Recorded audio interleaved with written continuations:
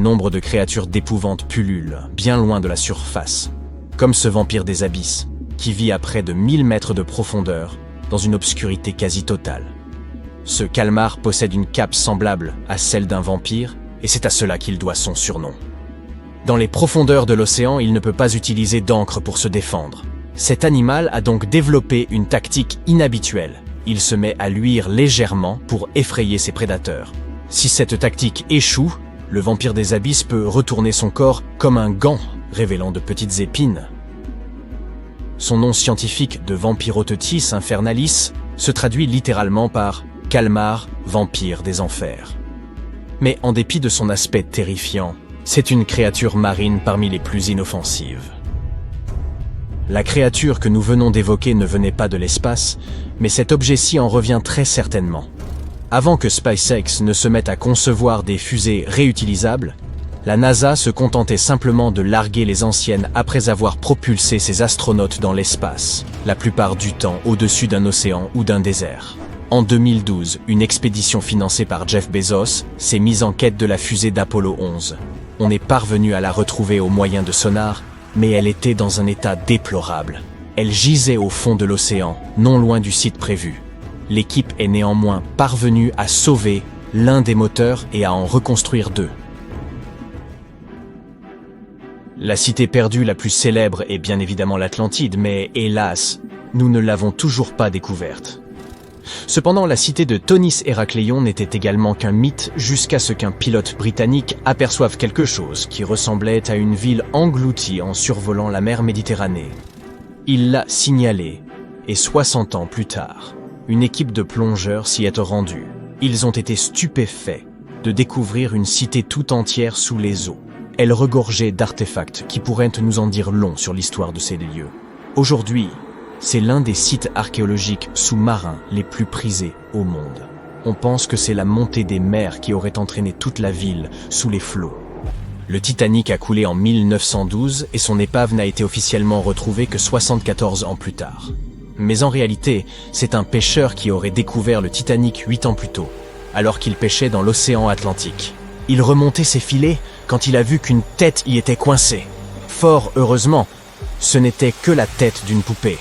Des années plus tard, bien après le décès du pêcheur, son fils a fini par revendre cette poupée à une collectionneuse.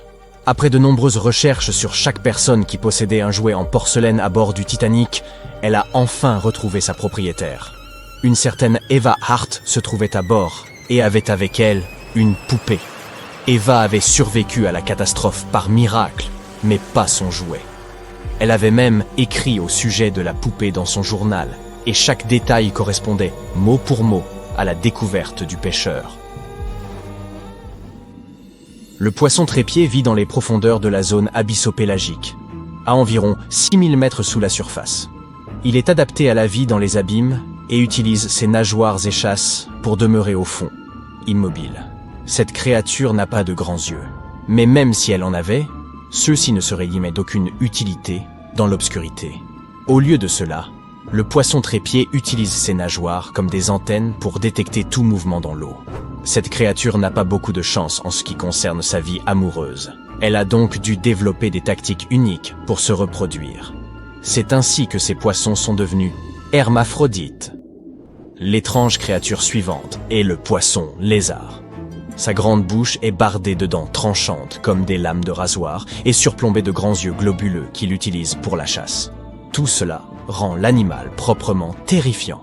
Le poisson lézard vit à une profondeur d'environ 3300 mètres, dans la zone bathypélagique où aucune lumière ne filtre. Cette aberration de la nature se nourrit essentiellement de tout ce qui peut entrer dans sa bouche, des petits poissons aux autres poissons lézards. D'un autre côté, s'ils ont la chance d'apercevoir l'un de leurs congénères, ils en tombent probablement amoureux, car trouver un partenaire à de telles profondeurs n'est pas une tâche aisée. Tout comme le poisson trépied, le poisson lézard peut être à la fois mâle et femelle. Quand vous pensez à une rivière, vous l'imaginez généralement sur Terre. Cependant, la nature peut parfois se montrer imprévisible, et elle a créé une rivière qui coule sous l'océan au large de la Californie. Elle s'écoule à une profondeur d'environ 3000 mètres. Cette rivière sous-marine possède toutes les caractéristiques d'une rivière ordinaire, des troncs immergés, des arbres et des rochers. Et malgré son aspect unique, elle n'est pas la seule au monde. Il y en a aussi une en Amazonie, ainsi qu'au Groenland. Une créature terrifiante a été découverte près des côtes d'Angola par un véhicule télécommandé. On dirait qu'elle n'a ni tête ni corps. Elle se trouvait à une profondeur d'environ 1300 mètres sous la surface. Après avoir effectué quelques recherches, les scientifiques en ont conclu qu'il ne s'agissait pas d'une créature de science-fiction. C'était juste un amas de siphonophores agglutinés ensemble.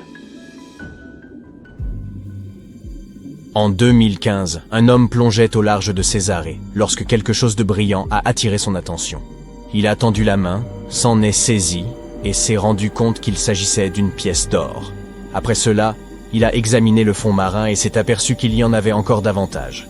Il a signalé sa découverte aux autorités locales, qui en ont conclu qu'il avait mis la main sur un ancien trésor arabe. Les pièces étaient en or massif de 24 carats et datant de près d'1 millier d'années. Mais en raison de la salinité et de la température idéale de l'eau, elles semblaient comme neuves. Ces pièces provenaient de la cargaison d'un navire qui avait été pris dans une tempête et avait malheureusement coulé. L'une des choses les plus étranges jamais découvertes a été retrouvée dans la mer Baltique. C'est une curiosité qui semble avoir été conçue par une civilisation extraterrestre. Ce sont des chercheurs suédois qui sont tombés dessus et ils n'avaient pratiquement aucune idée de ce que c'était. Il leur a fallu demander l'avis de nombreux autres scientifiques. Lorsque vous regardez cette formation d'en haut, elle mesure 60 mètres de long et ressemble à s'y méprendre à un vaisseau spatial écrasé. Il est difficile de croire qu'il s'agisse d'une formation naturelle. Mais au risque de vous surprendre, elle a absolument été créée par la nature, car la mer Baltique n'a cessé de l'éroder au fil du temps. Le plus probable, c'est que cette formation bizarre soit le résultat d'un tel processus. Un groupe de plongeurs à Madagascar a été sidéré de découvrir ce monstrueux couteau de plus de 2 mètres au fond de l'océan. Les théories n'ont pas tardé à se bousculer. Et beaucoup ont affirmé que ce couteau aurait appartenu à quelques géants qui auraient combattu des mégalodons et vécu sur Terre il y a des milliers et des milliers d'années. Ça pourrait faire une belle histoire, mais ce couteau n'était probablement qu'un accessoire de cinéma perdu en mer. L'un des animaux les plus étranges de l'océan est le requin lézard. On croit que ce poisson serait à l'origine de toutes les histoires de serpents marins relatées par les explorateurs du passé. Ces poissons vivent généralement dans les abysses, mais ils peuvent parfois être aperçus dans des eaux moins profondes. C'est extrêmement rare, mais cela reste possible. Le requin lézard a une grande bouche qui arbore près de 300 dents. Il possède également un long corps semblable à celui d'un lézard. Et il s'agit d'une espèce de requin vraiment unique. Sa proie peut mesurer jusqu'à la moitié de sa propre taille, car l'estomac de ce requin est semblable à celui d'un serpent, capable d'avaler d'énormes poissons et crustacés. Apercevoir quelques vers de terre dans votre jardin n'est pas bien grave, mais après avoir vu un ver de 8 mètres de long dans l'océan, vous risquez de mouiller encore un peu plus votre combinaison de plongée.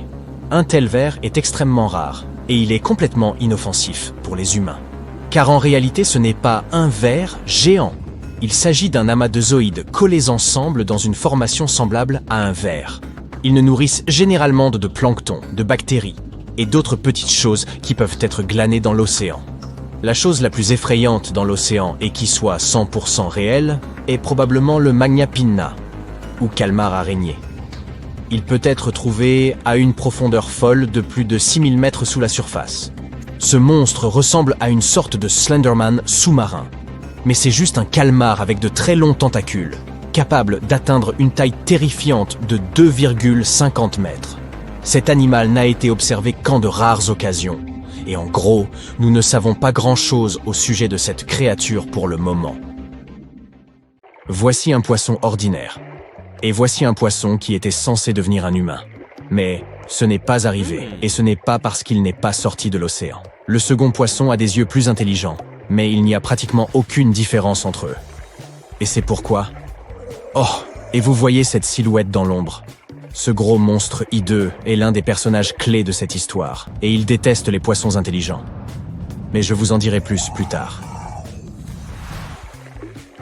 Le monde marin est donc un éternel combat pour la survie. Les grands et forts mangent les petits et faibles. Il y a 400 millions d'années, c'était pareil, mais à une échelle encore plus grande. De véritables monstres peuplaient l'océan. Des poissons reptiliens mangeaient de longs 1000 pattes. Certains poissons étaient couverts d'une coquille osseuse. D'autres avaient des dents comme des rasoirs. Du coup, certains des plus faibles sont allés vivre sur Terre pour survivre. D'autres simplement pour se nourrir ou par curiosité. Ainsi, selon la théorie de l'évolution, au cours des millions d'années suivantes, ces poissons ont commencé à avoir des membres et des poils, et à grimper aux arbres. Et vous savez ce qui s'est passé ensuite. Mais imaginons que rien n'ait obligé les poissons à rejoindre la terre ferme. Et si l'océan n'était pas si dangereux, qu'il y avait beaucoup d'algues et de phytoplancton et moins de requins, de la nourriture à volonté et pas d'ennemis, pourquoi les poissons quitteraient-ils cet endroit pour passer ensuite plusieurs millions d'années à se faire pousser des bras? Ils pourraient se détendre et rester dans l'eau. En s'approchant de la surface, ils verraient que ce n'est pas très hospitalier par ici. Vent violent, éclairs, pourquoi s'y risquer? Des millions d'années se sont écoulées, et les poissons sont toujours là. Des créatures plus dangereuses sont apparues, mais les poissons n'ont eu qu'à allonger leurs nageoires pour nager plus vite. D'autres ont fait pousser des plaques sur leur queue pour mieux se défendre. Mais d'une manière générale, les poissons sont restés comme ils étaient, il y a des millions d'années. Leur cerveau s'est développé. Ils ont appris à communiquer entre eux grâce à l'écholocation et au mouvement de leur queue et de leurs nageoires. Tout au long de la journée, les poissons nagent, cherchent de la nourriture, se multiplient et restent ensemble. Ils n'ont pas besoin d'évoluer. Voyons maintenant l'histoire de l'homme. Les poissons sont arrivés sur le rivage et des membres leur ont poussé. La lutte pour la survie a alors commencé. Certaines créatures sont devenues carnivores, d'autres herbivores. Certaines mangèrent de l'herbe, d'autres des fruits mûrs. Mais les branches étaient parfois relativement hautes. Au bout de quelques millions d'années, leurs membres se sont donc naturellement allongés. Ils se sont dressés sur leurs pattes arrière et ont fini par se mettre debout. Ces animaux anciens, les ancêtres des primates, ont appris à grimper aux arbres pour attraper des fruits. Puis certains se sont mis à utiliser des pierres pour casser les coquilles. D'autres lancèrent des bâtons dans les branches pour faire tomber les pommes mûres. Plus ces animaux apprenaient à se débrouiller, plus leur cerveau se développait. Les tigres à dents de sabre et d'autres monstres primitifs essayaient de manger les primates, mais en plus, les conditions météorologiques pouvaient être difficiles. Les singes ont donc commencé à se cacher dans des grottes et même à se fabriquer des abris avec des branches et des feuilles. Puis quelqu'un a un jour allumé un feu et tout a changé. Cela a entraîné la création de nouvelles connexions neuronales et donné naissance à la pensée abstraite. Les gens allumèrent des feux dans les grottes et regardèrent les flammes projeter des ombres sur les murs. Des images ont commencé à se former dans leur tête. Les ancêtres des hommes se sont alors mis à dessiner. Et ainsi, pas à pas, sur plusieurs millions d'années, ils ont évolué vers l'Homo sapiens. Bien sûr, personne ne sait exactement comment ça s'est passé, mais on peut supposer que l'évolution s'est déroulée comme ça. Le cerveau humain s'est développé grâce à la lutte pour la survie. Revenons maintenant à l'océan et à ses poissons. Ils peuvent se déplacer d'un côté à l'autre, de haut en bas, et leur nourriture n'est jamais placée trop haut pour eux. Elle flotte partout autour d'eux. Les poissons ont le sang froid, ils ne gèlent donc pas. Ils n'ont pas besoin de se cacher de la pluie ou de quoi que ce soit d'autre. Ils n'ont donc pas besoin de construire des toits et des abris, ni d'allumer des feux. Pourtant, quelque chose change dans leur esprit. Les poissons nagent souvent vers la surface pour admirer la lumière du soleil. À travers l'eau claire, ils voient le ciel étoilé et la lune qui rayonne. Et bien sûr, ces images forment de nouvelles connexions neuronales dans leur cerveau. Curieux, ils réfléchissent à un moyen d'aller explorer la Terre. Leur système respiratoire à branchies ne leur permet pas de rester longtemps hors de l'eau. Les poissons commencent donc à contempler ce monde. Au cours de centaines de milliers d'années d'évolution, ils apprennent à communiquer entre eux et commencent à comprendre comment fonctionne le cycle de la vie dans l'océan. Certains poissons forment des colonies et construisent des maisons dans les récifs. Mais ces maisons ressemblent à des fourmilières, pas à des immeubles. Ils s'y cachent de leurs prédateurs et s'y reposent. Ils découvrent aussi d'autres ennemis, les oiseaux. Les mouettes et les pélicans adorent quand les poissons remontent vers la surface. Les petits poissons décident de ne jamais s'en approcher et créent même une loi interdisant de le faire. L'apparition de cette loi tacite forme la société. Certains poissons s'entraînent à repousser les mouettes. Ils tiennent des pierres aiguisées entre leurs dents, des morceaux de corail ou des coquillages. Et lorsque les mouettes attaquent, les poissons se défendent de toute leur force. Les poissons parviennent également à attraper leurs ennemis ailés. Lorsqu'une mouette plonge sous l'eau, les poissons l'attaquent de tous les côtés. Ils le font pour étudier le corps de la mouette et comprendre comment elle fait pour voler et respirer hors de l'eau. Les poissons acquièrent une grande sagesse, à l'instar des dauphins très évolués. Ils comprennent notre planète de mieux en mieux, mais ne cherchent pas pour autant à sortir de l'eau. Ils n'en ont pas besoin. Mais un jour, ils découvrent quelque chose d'effrayant. En nageant près du rivage, les poissons voient de grandes créatures, glabres, sans écailles et avec des bras et des jambes, plongés dans l'eau. Les poissons s'approchent pour les examiner, mais ces êtres les attrapent avec leurs mains palmées. Ils ont maintenant un ennemi encore plus dangereux, le peuple de la mer. Ils sont intelligents, cruels et forts. Pour comprendre ces créatures, retournons dans le monde réel et observons les phoques, les dauphins, les baleines et les morses. Tous ces animaux sont des mammifères, ce qui signifie que leur sang est chaud. Mais pourquoi sont-ils si différents des poissons? Les phoques et les otaries ont le même ancêtre que les chiens. Les lamantins et les éléphants ont des origines communes. Les baleines et les dauphins sont les versions marines des hippopotames et des bêtes à sabots. Il y a des centaines de millions d'années, les ancêtres de tous ces mammifères étaient des poissons à sang froid. Ils sont sortis de l'océan et ont commencé à explorer la Terre. Leur corps s'est transformé et leur sang s'est réchauffé. Mais certains ont choisi de ne pas s'éloigner de l'eau. Ceux qui ont quitté l'océan sont devenus des chiens, des ours et des éléphants. Et ceux qui sont restés près des océans sont devenus des mammifères marins. Ils n'ont pas exploré la terre ferme pour diverses raisons. Certains se sont cachés dans l'eau pour échapper à leurs ennemis. D'autres ne supportaient pas de rester longtemps au soleil. Ils se sont transformés en animaux à nageoires. Ils n'ont pas de branchies mais peuvent retenir leur souffle sous l'eau pendant plusieurs minutes.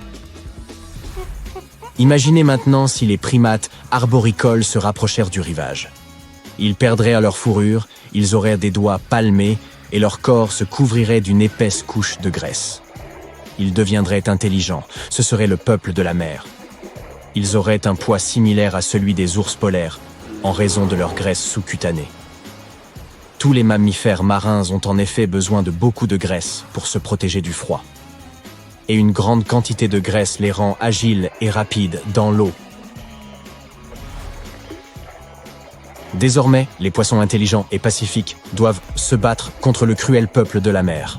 Mais qui sortira vainqueur de ce combat? Il nous faudra une autre vidéo pour le découvrir.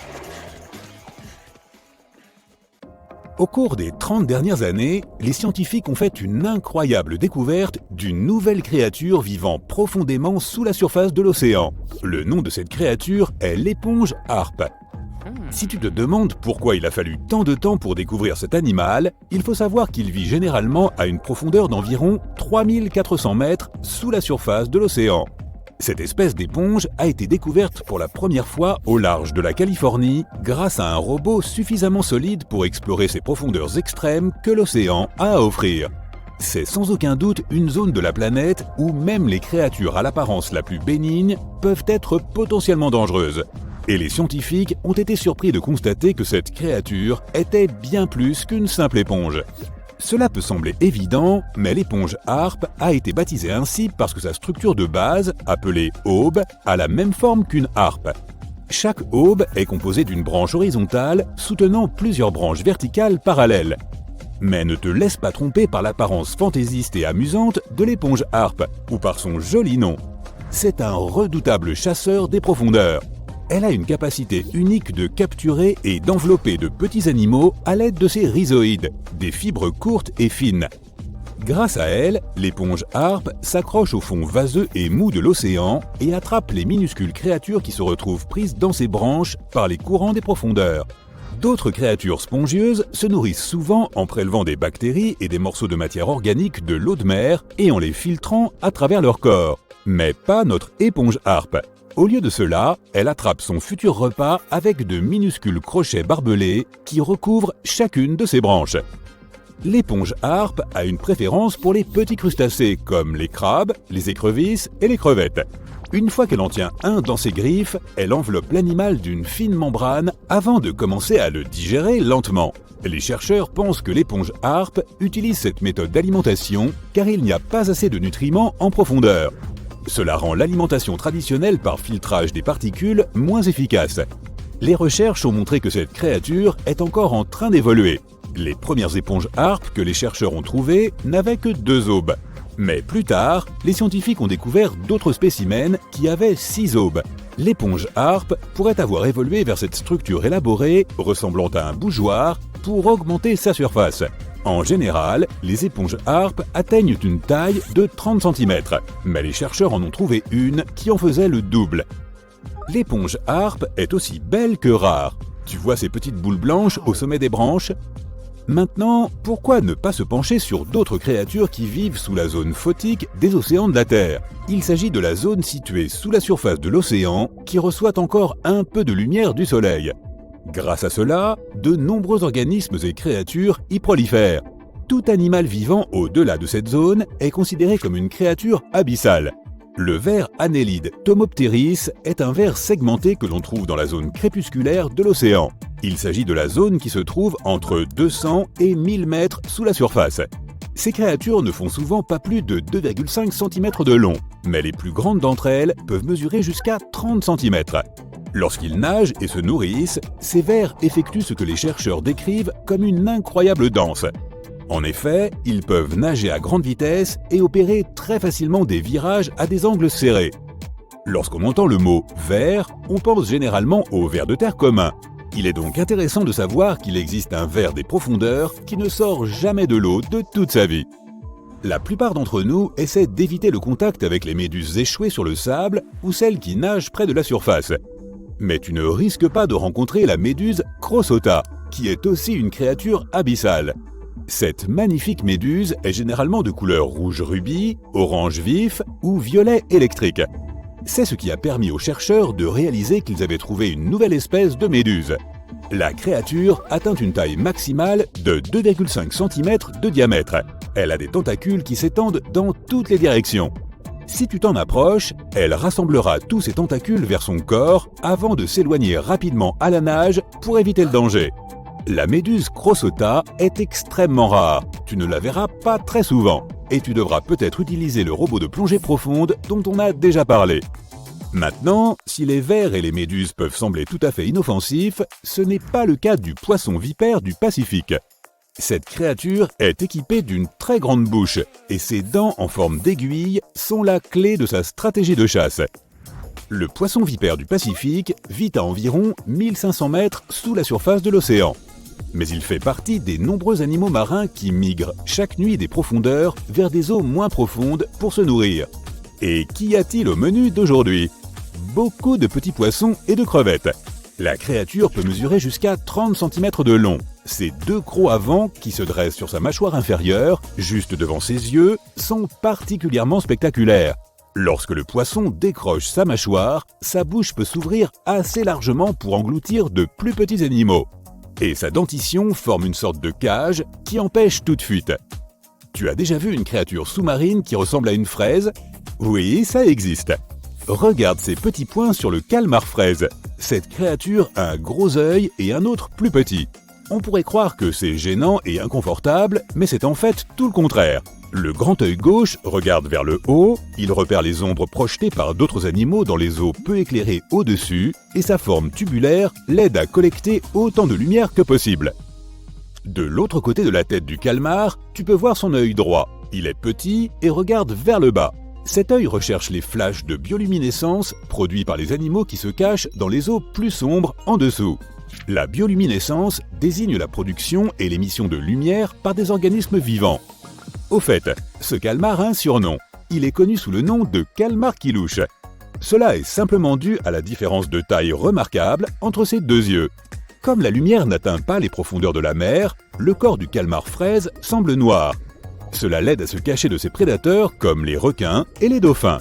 En général, le calmar fraise atteint une longueur de 13 cm.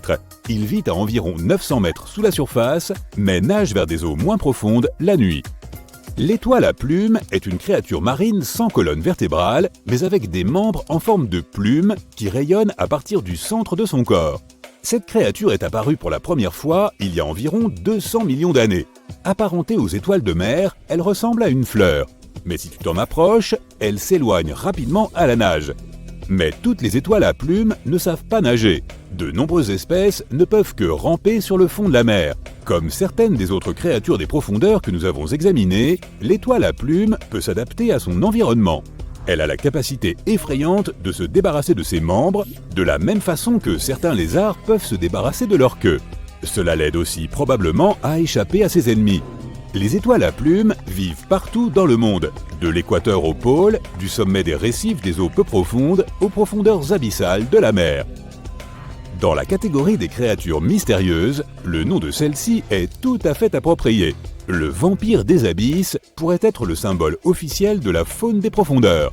Il a un corps rouge foncé, d'énormes yeux bleus et une toile semblable à une cape qui s'étend entre ses 8 bras. Ses caractéristiques ainsi que son nom peuvent suggérer que la créature est une sorte de chasseur terrifiant. Mais en réalité, le vampire des abysses est une créature timide au corps mou, de la taille, de la forme et de la couleur d'un ballon de football américain.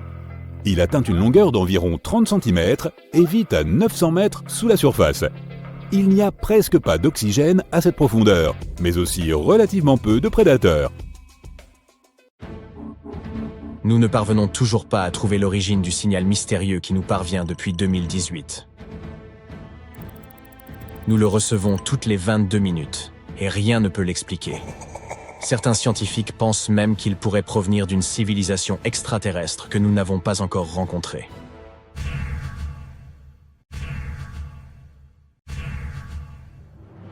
Ce signal radio étrange n'a pas été découvert par un chercheur au cours d'une mission sérieuse. À vrai dire, il a été remarqué par un étudiant qui travaillait simplement sur un projet ordinaire dans le cadre de ses études. Tyrone O'Doherty, étudiant du premier cycle à l'Université Curtin d'Australie, passait en revue d'anciennes données de la voûte australe.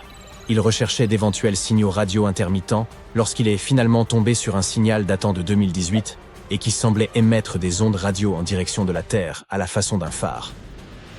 Enthousiasmé par sa découverte, Tyrone l'a partagé avec sa mentor, la radioastronome Natasha Hurley-Walker. Elle s'est plongée dans la recherche de ce signal, en quête d'une percée scientifique. Mais en dépit de l'examen de différentes fréquences, ils ont atteint une impasse. C'est à ce moment que Walker a décelé un certain schéma. Le signal se répétait toutes les 18 minutes. C'était énorme. Mais à l'instant où il se préparait à l'étudier plus en détail, pouf, le signal a disparu après seulement 3 mois, ne laissant aucune trace. Refusant de baisser les bras, Walker et son équipe ont à nouveau scruté le ciel, espérant y trouver un indice. Des mois ont passé, mais rien n'a été découvert. Ils étaient près d'abandonner, lorsque, soudain, un nouveau signal s'est manifesté. Il a continué à se répéter pendant 5 minutes. Puis, il a disparu, avant de réapparaître exactement 22 minutes plus tard. La grande question était de savoir si ce signal était lié au signal précédent de 18 minutes. Et, pour le découvrir, le Dr Hurley-Walker s'est replongé dans les anciennes données radio de cette zone. Au fur et à mesure qu'ils creusaient, ils ont réalisé qu'en effet, ces signaux n'étaient pas nouveaux. Ils avaient été émis en direction de la Terre depuis 35 ans. Des télescopes indiens et américains les avaient déjà repérés en 1988, mais ils avaient été noyés par l'afflux d'autres données. C'était une excellente nouvelle pour les astronomes, car cela signifiait qu'ils pouvaient maintenant calculer la distance qui les séparait de cet objet mystérieux. Après avoir fait le compte, ils ont constaté qu'il était incroyablement éloigné, même à l'échelle cosmique. Il se trouvait à 15 000 années-lumière de la Terre. À présent, la seule chose qu'il leur restait à découvrir était la nature précise de cet objet. Walker et son équipe ont commencé à le comparer à tous les émetteurs connus d'ondes radio. Pourtant, sa source demeurait un mystère. Les signaux continuaient d'apparaître toutes les 22 minutes sur les écrans de la NASA, se concluant toujours par le frustrant message « aucune correspondance trouvée. Les scientifiques l'ont baptisé JI-83910. Certains croient que ce signal pourrait provenir d'un peuple extraterrestre. Peut-être est-ce le signal que le programme SETI de recherche de formes d'intelligence attend depuis si longtemps. Ce projet opère depuis plus de 50 ans et tente d'apporter des preuves de l'existence d'une vie au-delà de notre planète. Il scrute également le ciel en quête d'ondes radio, d'impulsions laser et d'autres signaux mystérieux. Alors, peut-être est-ce une façon pour les extraterrestres de nous communiquer leur emplacement. Bien que tout cela puisse sembler excitant, nous devons nous garder d'en tirer des conclusions hâtives. Pour commencer, nous n'avons aucune preuve tangible. En l'absence de preuves concrètes, tout cela n'est que spéculation. Et puis, il existe d'autres explications plus plausibles. Le plus probable est que ce signal provienne d'un phénomène naturel, et il y a quelques théories à ce sujet. La première théorie est celle du pulsar. Imaginez une immense étoile dans l'espace, bien plus grande que notre Soleil. Parfois, ces grandes étoiles achèvent leur vie au cours d'un événement spectaculaire, appelé supernova. Quand cela se produit, le noyau de l'étoile s'effondre sur lui-même, devenant incroyablement compact, comme si vous compressiez tout le contenu de cette étoile dans un espace infime. Ce noyau minuscule et extrêmement dense est ce que l'on appelle une étoile à neutrons. Certaines de ces étoiles à neutrons sont très particulières. Nous les appelons pulsars. Ils tirent leur nom du fait qu'ils semblent pulser d'énergie, tels des phares dans l'espace. Ces pulsars possèdent des champs magnétiques incroyablement puissants, bien plus que ce que l'on trouverait sur Terre. Ils sont comme d'énormes aimants cosmiques. Et, en raison de cela, ils projettent des faisceaux d'énergie. Ils tournent également très vite, de sorte que ces faisceaux d'énergie semblent clignoter à mesure qu'ils tournent. Cela dit, l'étrange signal que l'on a détecté semble avoir quelques similitudes avec les pulsars. Mais ce n'est pas tout à fait ça. Les pulsars ont une durée de vie généralement prévisible. Ils ralentissent au fil du temps et finissant par interrompre leurs signaux radio. En revanche, notre signal mystérieux semble assez persistant et clignote bien au-delà de l'espérance de vie attendue d'un pulsar. Peut-être que ce n'est tout simplement pas un pulsar typique, ou pas un pulsar du tout. Il y a aussi la théorie du magnétar. Un magnétar est un autre type d'étoile à neutrons. Ils sont comme des versions surchargées des pulsars, avec des champs magnétiques encore plus puissants et des périodes de pulsation légèrement plus longues. Peut-être est-ce la cause de la persistance de notre signal ? Cependant, lorsqu'on a examiné ces données, on a réalisé que le signal ne correspondait pas non plus aux pulsations d'un magnétar. Les magnétars n'émettent pas seulement des ondes radio, mais aussi de puissants rayons X car ils sont très chargés en énergie. Mais le signal que l'on a reçu ne comportait que des ondes radio. Nous avons donc déduit qu'il ne s'agissait ni d'un pulsar ni d'un magnétar. Le signal se comporte étrangement et suggère une source non naturelle. Cela signifie qu'il pourrait y avoir quelque chose dans l'univers que les scientifiques n'ont pas encore pleinement saisi. Et il y a enfin un corps spatial au sujet duquel nous ne savons pas grand-chose. La dernière théorie est celle du pulsar nain. Un pulsar nain est une étoile qui émet un clignotement régulier, similaire au pulsar, mais qui prend beaucoup plus de temps entre chaque pulsation. Habituellement, les naines blanches sont formées des restes de petites étoiles. Elles ne clignotent pas, parce que leur champ magnétique n'est pas aussi puissant que celui des pulsars. Mais quand une naine blanche devient assez lourde, atteignant presque la masse de notre Soleil, elle devient extrêmement dense et commence à pulser, en raison de son fort champ magnétique, tout comme ces derniers. Elles ont une particularité intéressante. Les naines blanches sont faites d'électrons et non de neutrons, ce qui est le cas des pulsars. Lorsque ces électrons chargés commencent à danser avec le champ magnétique, ils émettent des éclairs de lumière périodiques, qui se produisent toutes les 100 à 1000 secondes. Comme vous vous en souviendrez, notre signal a une période de 22 minutes, soit 1320 secondes. C'est un peu plus long que les pulsars nains blancs ordinaires, mais c'est ce qui semble le plus proche de la vérité. Jusqu'à présent, il semble que ce soit l'explication la plus plausible. Mais même cette théorie n'est pas encore tout à fait confirmée. Cela montre simplement combien de l'univers il nous reste encore à découvrir. Comme les sursauteurs radio rapides, ou FRB par exemple, un autre type de signal mystérieux que nous avons détecté. Ce sont comme des émissions rapides et intenses d'énergie sous la forme d'ondes radio, et ils recèlent énormément d'énergie. Les FRB sont si puissants qu'ils peuvent parfois briller plus fort que des galaxies entières. Imaginez ceci. Ils en dégagent autant en quelques millisecondes que notre Soleil en 3 jours entiers. Ces explosions se produisent partout dans le ciel et à des fréquences extrêmement élevées, bien que certaines se soient déjà produites à des fréquences plus basses. Chaque jour, nous détectons environ 10 000 FRB dans le ciel. Certains d'entre eux se répètent, mais la plupart ne se produisent qu'une fois et disparaissent à jamais. Hélas, la plupart d'entre eux ne durent qu'une fraction de seconde, et au moment où leur énergie nous atteint, elle est 1000 fois plus faible qu'un signal de téléphone portable en provenance de la Lune. C'est pourquoi, en dépit de leur luminosité, il y a encore beaucoup de choses que nous ne comprenons pas à leur sujet. Nous essayons toujours de comprendre ce qui cause ces FRB. Ils pourraient provenir de différentes sources, comme des magnétars mentionnés plus tôt, d'étoiles entrant en collision, ou même de galaxies fusionnant entre elles ou de naines blanches. Alors que ces sursauts voyagent dans l'espace, ils accumulent des informations sur l'environnement cosmique qu'ils traversent, comme les nuages de gaz interstellaires. Il est cependant très peu probable que les FRB soient des messages envoyés par des entités extraterrestres. Non seulement parce qu'il y en a des milliers tous les jours, partout dans le ciel, mais aussi parce que nous savons que la source de ces explosions doit elle-même receler énormément d'énergie. Nos voisins devraient disposer d'équipements plus puissants que des galaxies entières pour cela. Mais le fait est que, bien que tous ces signaux soient fascinants, il reste encore beaucoup à apprendre à leur sujet.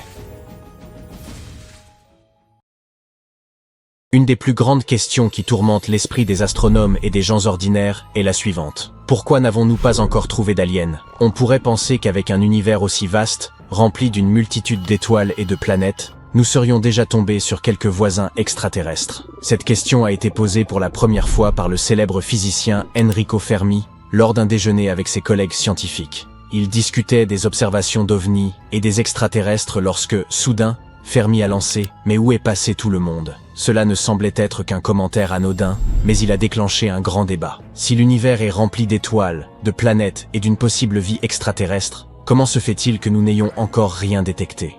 Cette discussion a donné naissance à ce que l'on appelle aujourd'hui le paradoxe de Fermi. Il suppose que, d'après nos connaissances, des civilisations extraterrestres avancées devraient logiquement exister quelque part, potentiellement en grand nombre. Il semble probable qu'elles posséderaient une technologie capable de leur permettre de voyager dans l'espace, ou au moins d'émettre des signaux pour annoncer leur existence. Mais voici le hic. En dépit de toutes nos avancées technologiques, et de l'ampleur des recherches entreprises, nous n'avons pas encore trouvé d'indices crédibles de l'existence de ces civilisations avancées. Alors, où se trouvent-elles? Au fil des ans, diverses théories ont été formulées pour tenter de résoudre ce paradoxe. Examinons quelques-unes des plus intéressantes. L'hypothèse dite de la Terre rare propose que la Terre pourrait être tout simplement exceptionnelle et que les planètes comme la nôtre, capables de soutenir la vie, seraient extraordinairement rares. Selon cette idée, nous pourrions être la seule planète dans la Voie lactée à abriter la vie, ou du moins une vie intelligente.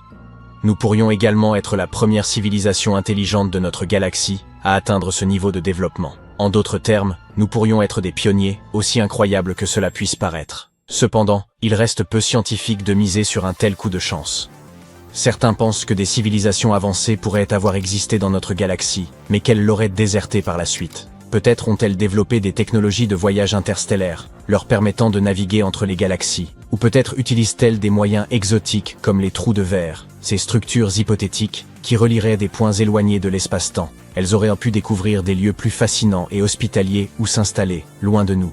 Une hypothèse pessimiste est que, lorsqu'une civilisation devient trop avancée, elle finit par s'autodétruire. Que ce soit par des conflits, la dégradation de son environnement ou d'autres facteurs, il se pourrait que la plupart des civilisations ne survivent pas assez longtemps pour se consacrer à l'exploration spatiale.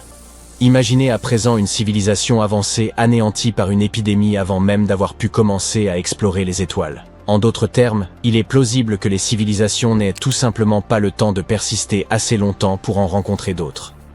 Une autre hypothèse, peu flatteuse pour notre propre technologie, est que ces extraterrestres emploient des méthodes de communication que nous sommes incapables de percevoir. Il est possible qu'ils utilisent des signaux qui échappent à notre compréhension actuelle de la physique. Bien que les scientifiques débattent de telles éventualités, aucune preuve tangible n'a encore été trouvée.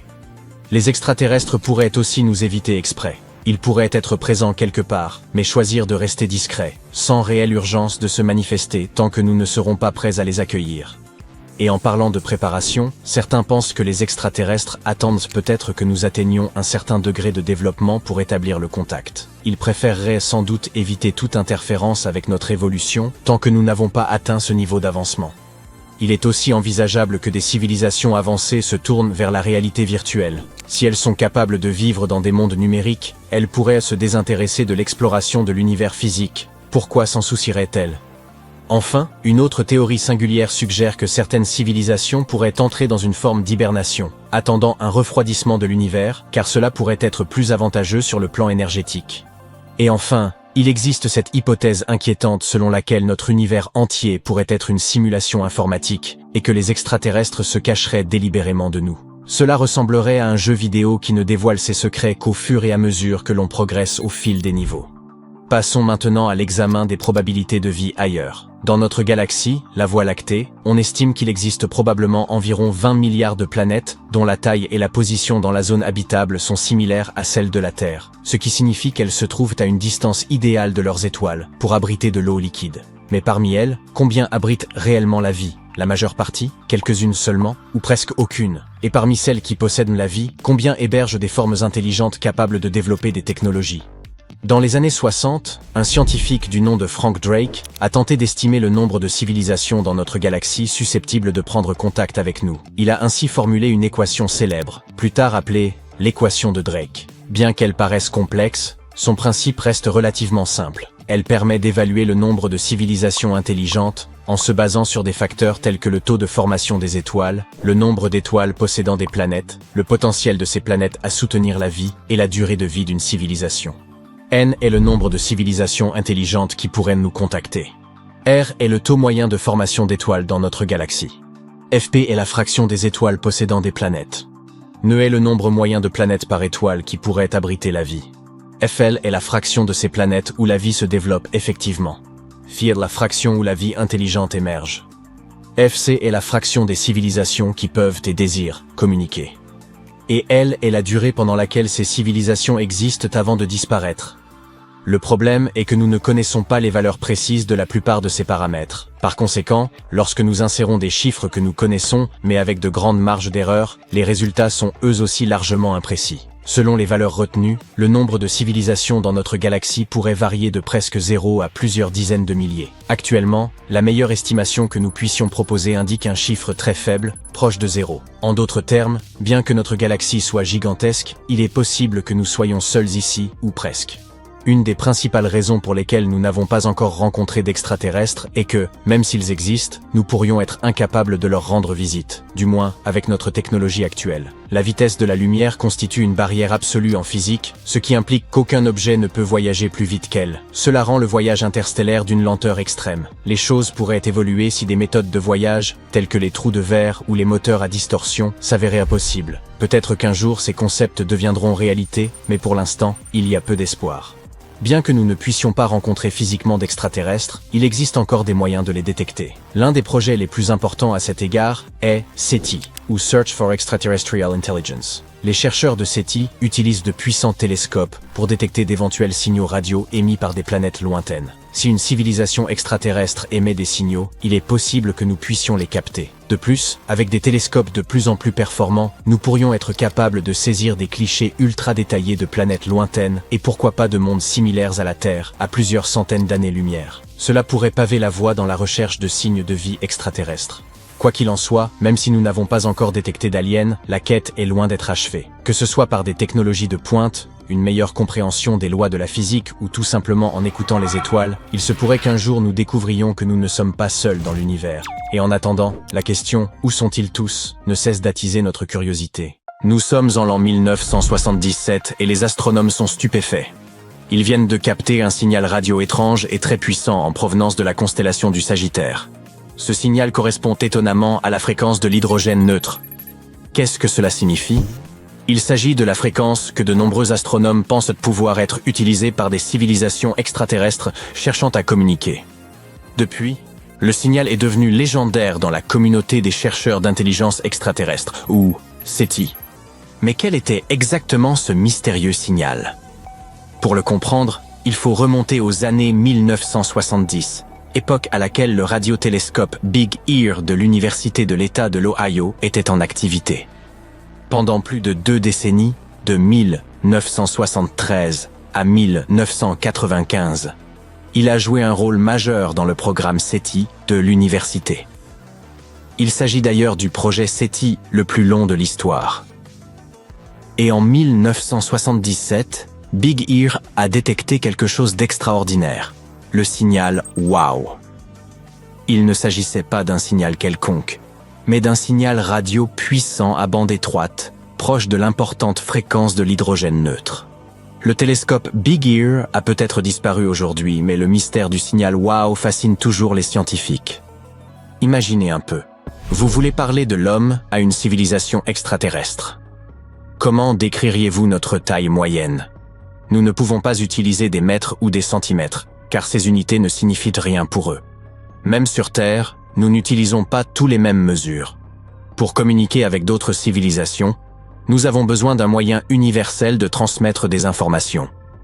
Heureusement, l'émission de lumière par la matière provient d'un électron qui passe d'un état quantique à un autre dans un atome. Ce processus, régi par la mécanique quantique, produit des fréquences et des longueurs d'onde de rayonnement spécifiques et fixes, quel que soit l'endroit où l'on se trouve dans l'univers. Comme nous pensons que les lois de la physique sont les mêmes partout, ces longueurs d'onde sont universelles. Elles constituent donc un étalon de mesure parfait que toute civilisation peut comprendre. Par exemple, sur la plaque dorée du vaisseau spatial Pioneer, nous avons utilisé une longueur d'onde particulière comme unité de longueur pour décrire les informations sur les humains et l'origine du vaisseau. Ainsi, si une civilisation extraterrestre voulait nous parler, elle aurait pu utiliser la fréquence du signal « Wow ». Et c'est assez incroyable. Le signal a duré 72 secondes et Big Ear était à l'écoute. Quelques jours plus tard, l'astronome Jerry R. Ehman examinait des données lorsqu'il a repéré le signal inhabituel sur un imprimé d'ordinateur. Il a été tellement surpris qu'il a écrit « Wow » à côté du signal. Et c'est ainsi que le signal a reçu son célèbre nom. Le signal porte également un nom scientifique, moins spectaculaire. 6EQUJ5. Certains ont pensé qu'il s'agissait d'un message caché, mais en réalité, il montre simplement comment l'intensité du signal a évolué au fil du temps. Le signal « Wow » a donné lieu à toutes sortes de théories. Certains se sont mis à croire qu'il s'agissait d'un signe de vie extraterrestre, tandis que d'autres étaient persuadés qu'il s'agissait d'une interférence due à l'activité humaine. D'autres encore pensaient qu'il pouvait s'agir d'un phénomène naturel que nous ne comprenions pas encore. De nouvelles recherches semblent avoir enfin résolu le mystère. Mais il y a une chose dont nous parlerons un peu plus tard. Entrons d'abord dans les détails. Une équipe de scientifiques, dirigée par Abel Mendez du laboratoire d'habitabilité planétaire de l'Université de Porto Rico à Arecibo, a réexaminé le mystère en utilisant les données du radiotélescope d'Arecibo, aujourd'hui fermé, recueillies entre 2017 et 2020. Ces observations étaient similaires à celles de Big Ear, mais elles étaient plus sensibles, avaient une meilleure résolution et mesuraient mieux la polarisation. Arecibo a détecté des signaux similaires au signal WOW, mais avec d'importantes différences. Ces signaux étaient moins intenses et provenaient de plusieurs endroits. Les scientifiques pensent que ces signaux, y compris le signal WOW original, peuvent être expliqués par des événements naturels dans l'espace. Leur théorie est la suivante. Le signal WOW a probablement été causé par un éclaircissement soudain de l'hydrogène dû à une forte source de rayonnement de courte durée. Il pourrait s'agir d'une éruption de magnétar ou d'un sursauteur gamma mou ou SGR. Un magnétar est une étoile à neutrons dont le champ magnétique est beaucoup plus puissant que celui des étoiles à neutrons ordinaires. Et un SGR est un objet astronomique qui émet de grandes salves de rayons gamma et de rayons X à intervalles irréguliers. Quoi qu'il en soit, ces événements sont plutôt rares et dépendent de conditions très spécifiques. Mais ils peuvent provoquer l'illumination de nuages d'hydrogène pendant de courtes périodes. Selon les chercheurs, ce que Big Ear a capté en 1977 n'était autre qu'un nuage d'hydrogène lumineux placé dans sa ligne de mire. L'étude suggère que la rareté du signal peut s'expliquer par l'alignement précis nécessaire entre la source de rayonnement, le nuage d'hydrogène, et l'observateur.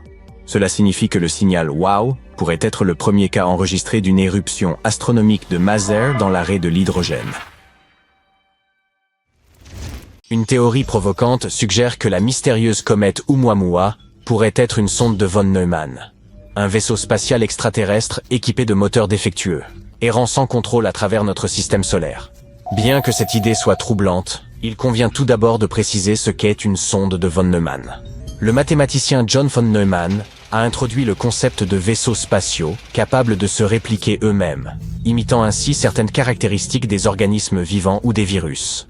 Ces vaisseaux hypothétiques, rapidement surnommés sondes de von Neumann, étaient envisagés comme une solution efficace pour accomplir des tâches à grande échelle, telles que l'exploitation des ressources des ceintures d'astéroïdes ou des lunes.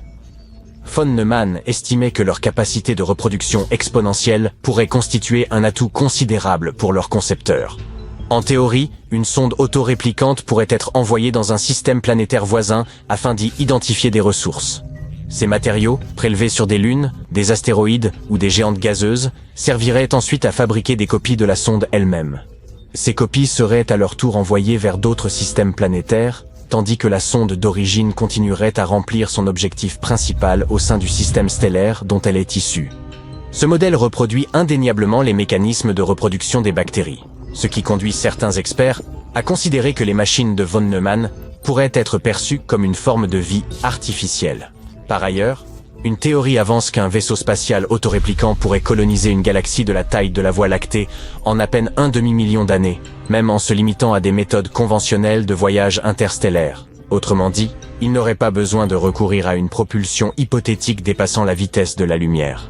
En 1981, le physicien, mathématicien et cosmologiste Frank Tipler a avancé l'idée que l'intelligence extraterrestre ne pouvait exister au motif que personne n'avait jamais observé de sonde de von Neumann. En supposant un rythme de réplication modéré, ces sondes devraient déjà être largement répandues dans l'univers. Leur absence d'observation soulève donc une question troublante. Cela pourrait-il signifier que l'intelligence extraterrestre n'existe pas ? Les astronomes Carl Sagan et William Newman ont apporté une réponse aux arguments de Tipler. Ils ont suggéré que ce dernier avait peut-être surestimé les taux de réplication possibles. Si ces sondes de von Neumann existaient, elles auraient déjà consommé une part significative de la masse de notre galaxie. Cela amène à penser que toute civilisation avancée éviterait délibérément de créer de telles sondes, ou s'efforcerait de les neutraliser dès leur détection. Une autre hypothèse avancée pour expliquer leur absence est que les civilisations capables de concevoir de tels dispositifs s'éteindraient vraisemblablement avant même de parvenir à les concevoir. En tout état de cause, la capacité présumée des sondes de von Neumann semble peu réaliste. Mais alors, comment interpréter Oumuamua ? Aujourd'hui, les scientifiques utilisent des outils d'imagerie avancés pour étudier une immense comète en forme de cigare, qui pourrait être, ou non, une sonde extraterrestre. Une hypothèse évoque qu'il s'agirait d'un vaisseau spatial appartenant à une civilisation inconnue, dont les moteurs seraient défectueux, dérivant ainsi à travers notre système solaire. Si tel était le cas, cet objet pourrait s'apparenter à une sonde de von Neumann. Le Dr Jason Wright, de l'université de Penn State, suggère qu'un vaisseau extraterrestre en panne pourrait adopter un comportement similaire à celui d'Oumuamua. Contrairement aux autres corps célestes, ce mystérieux voyageur de l'espace, mesurant environ 400 mètres de long pour 36 mètres de large, ne suit pas une trajectoire classique. Il semble tourbillonner à travers notre système solaire, se déplaçant actuellement à une vitesse d'environ 320 000 km/h. Dans son blog, le Dr Wright explique qu'un tel appareil, s'il était abandonné et incapable de quitter la galaxie, pourrait se thermaliser avec les étoiles environnantes, dérivant alors comme une comète ou un astéroïde interstellaire. Perte de contrôle d'attitude et rotation aléatoire deviendraient des signes distinctifs, le différenciant des astéroïdes classiques. Par ailleurs, même si ces systèmes de propulsion étaient hors service, ces émetteurs radio pourraient encore fonctionner. Quoi qu'il en soit, il ne s'agit pour l'instant que d'une théorie nécessitant des recherches approfondies. Selon vous, Oumuamua est-il simplement un objet rocheux ou une véritable sonde extraterrestre ?